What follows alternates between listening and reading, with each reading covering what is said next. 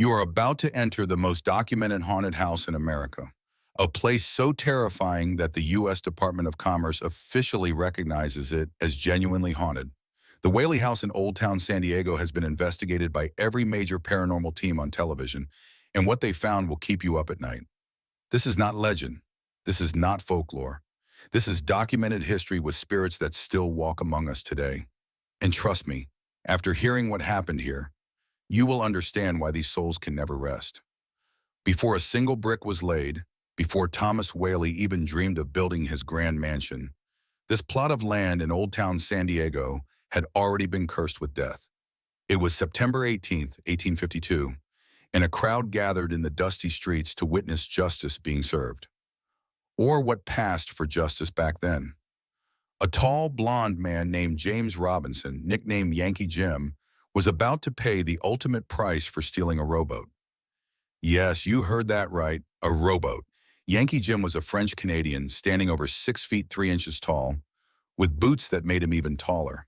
He had come to San Diego looking for gold and adventure, but got caught trying to steal a small boat from the harbor. The trial was a joke to him. He laughed throughout the entire proceeding because he genuinely thought it was all a prank to scare him straight. When the jury sentenced him to death, he kept laughing. He was convinced they were messing with him. They were not. The next morning, when the sheriffs dragged him to the makeshift gallows, reality finally hit. They stood him on a mule cart, placed a noose around his neck, and gave the order. The mules pulled away. But here is where things went horribly, tragically wrong. The executioners made a fatal miscalculation. They did not account for Yankee Jim's height. When he dropped, his toes scraped the ground. His neck did not snap. For 45 agonizing minutes, Yankee Jim swung back and forth like a human pendulum, slowly strangling to death while the crowd watched in horror. Standing in that crowd was a young businessman named Thomas Whaley, watching every gruesome second. Most people would never set foot on that cursed ground again. But Thomas Whaley was not most people. 5 years later, he bought that exact plot of land and built his dream home right where Yankee Jim took his final breath. And from the moment his family moved in, they knew something was terribly wrong. Thomas Whaley was not superstitious. He was a successful merchant, a practical man who believed in hard work and ambition, not ghost stories. In 1856, he proclaimed with absolute confidence, "My new house, when completed, will be the handsomest, most comfortable, and convenient place in town or within 150 miles of here." And he was not exaggerating. The Whaley House was revolutionary for its time. Thomas designed every detail himself using bricks made in his own brickyard. It was the first brick structure in all of Southern California. The 2-story Greek Revival mansion cost over $10,000, furnished with mahogany and rosewood furniture, Brussels carpets, and damask drapes. Neighbors called it the finest home in Southern California. But all that luxury could not protect the Whaley family from what was coming. Thomas moved in with his wife Anna Eloise and their growing family in 1857. Almost immediately, Thomas noticed something strange. When everyone else was out, he heard heavy footsteps upstairs.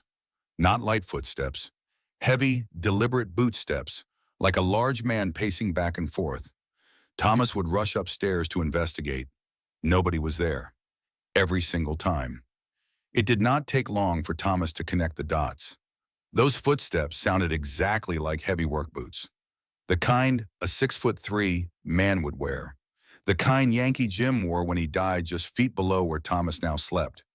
Thomas openly told the San Diego Union newspaper that he believed Yankee Jim Robinson was haunting his house. Most people would have moved out immediately, but Thomas had invested everything into this property. Besides, Yankee Jim was just the beginning of the horrors this house would witness. The house was not just a home. It was San Diego's social hub. Thomas operated his general store on the ground floor. The large back room served as a billiard hall, then a theater where San Diego's first commercial plays were performed, and eventually the county courthouse. But beneath all that activity, beneath all that success, tragedy was stalking the Whaley family like a hungry predator. In 1858, just 1 year after moving in, the Whaley family experienced their first devastating loss inside the house. Their youngest son, Thomas Whaley Jr., was only 18 months old when he contracted scarlet fever. In those days, there was no cure, no treatment that could save him. His parents could only watch helplessly as their baby boy burned with fever in his upstairs bedroom. On January 29, 1858, little Thomas Jr. took his last breath in that room. The loss shattered Anna and Thomas. They had built this magnificent house to raise their family, and now their son was dead. Shortly after, another disaster struck when a fire destroyed Thomas's off-site general store. It seemed like a dark cloud hung over everything they touched.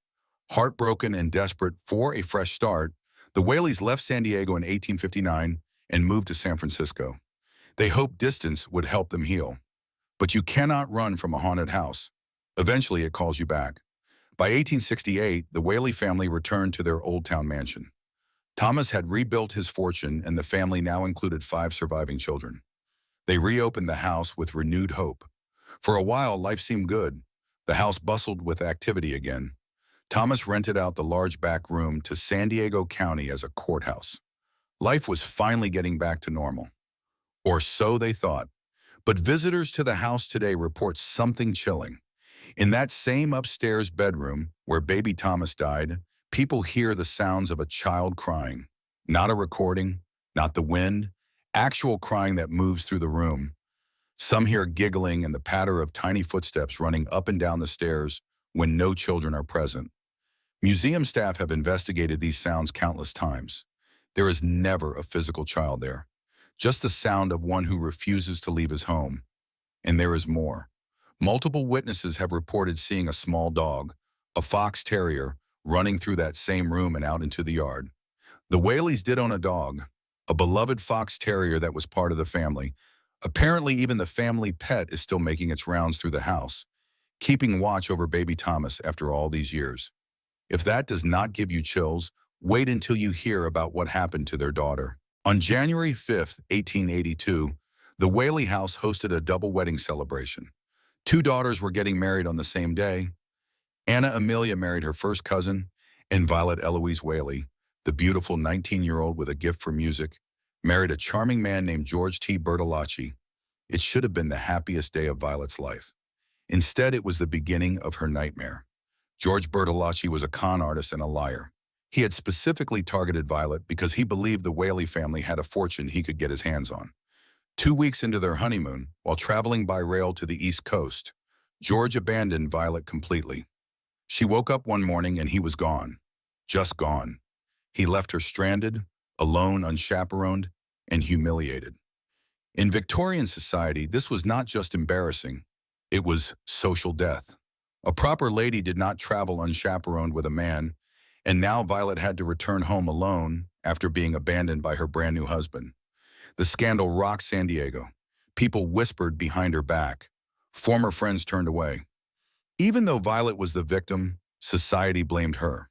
The divorce took a year to finalize, and every day of it was torture. Violet retreated to the 2nd floor of the Whaley house, locking herself in her bedroom. She stopped playing piano. She stopped caring about life. Her sister Lillian later said Violet thought no one cared for her and that her life had become a burden. Her father Thomas noticed she had lost all interest in living, but hoped she was getting better. She was not. On the morning of August 18, 1880 at 6:30 a.m., Violet took her father's .32 caliber revolver, walked out to the outhouse behind the Whaley house, and shot herself in the chest. Her father found her and carried her inside to the back parlor, where she died in his arms. She was only 22 years old. She left behind a suicide note containing just 4 lines from Thomas Hood's poem, Bridge of Sighs. Mad from life's history, swift to death's mystery, glad to be hurled anywhere, out of this world. The scandal from Violet's suicide was so intense that her sister Corinne's fiancé immediately broke off their engagement. He did not want to be associated with a family touched by such tragedy. The Whaleys were devastated, and Violet, she never left the house. Today, the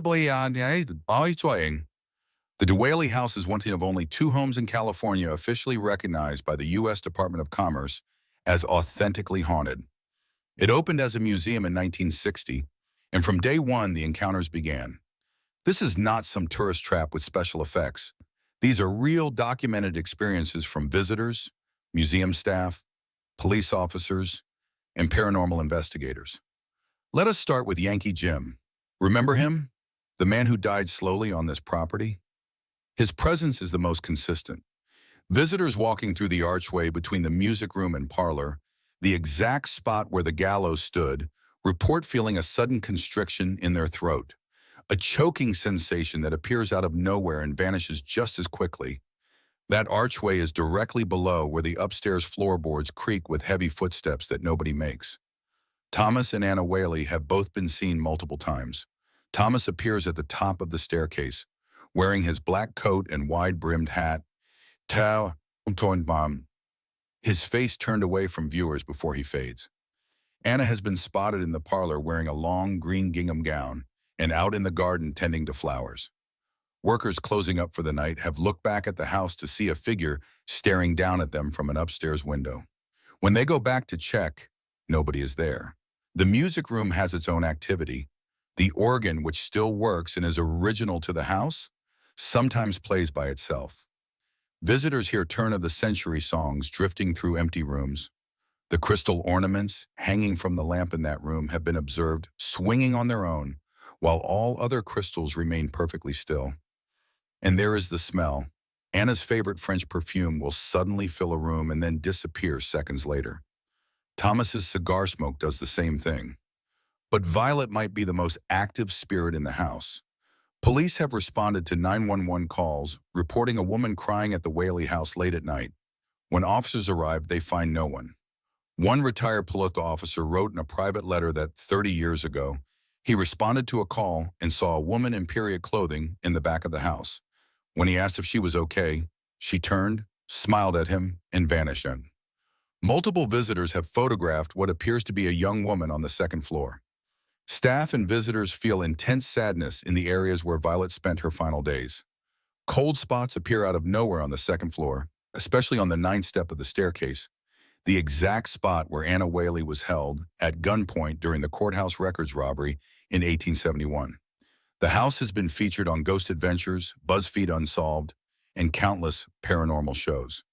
Every team that investigates captures something: EVP recordings, unexplained cold spots, moving objects, apparitions. The evidence keeps stacking up. This house does not want its dead to be forgotten. So why do these spirits refuse to move on? Paranormal experts have theories.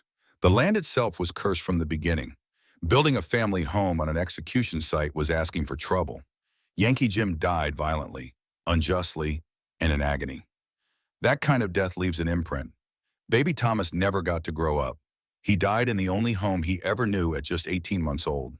Maybe he does not understand he is gone. Maybe he is still playing in the house, waiting for his mother to come home. That would explain the innocent laughter and running footsteps. Violet's case is perhaps the saddest. She died by her own hand, consumed by shame and heartbreak over something that was not even her fault. In Victorian times, suicide was considered a mortal sin. Some believe spirits who take their own lives become trapped, unable to move to whatever comes next. Violet's profound sadness might be anchoring her to this world. As for Thomas and Anna Whaley, they poured their hearts, money, and dreams into this house.